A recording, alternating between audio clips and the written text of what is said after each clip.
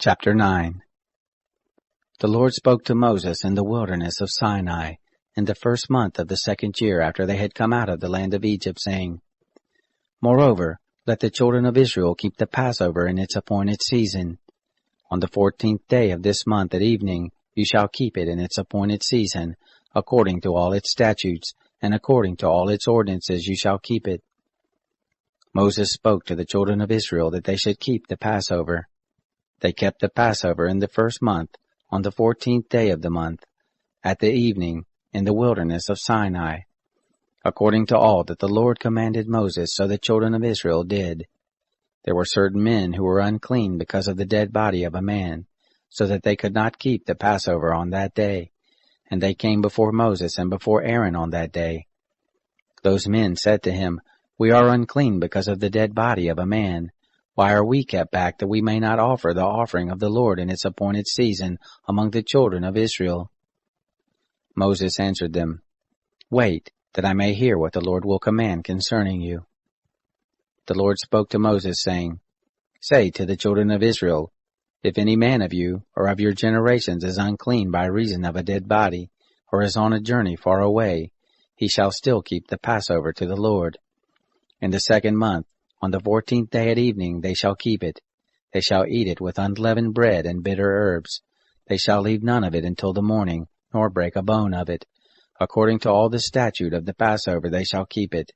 But the man who is clean, and is not on a journey, and fails to keep the Passover, that soul shall be cut off from his people, because he didn't offer the offering of the Lord in its appointed season. That man shall bear his sin.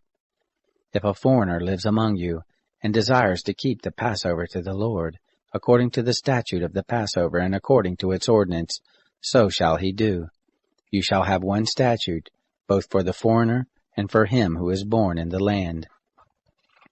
On the day that the tabernacle was raised up, the cloud covered the tabernacle, even the tent of the testimony, and at evening it was over the tabernacle as it were the appearance of fire until morning.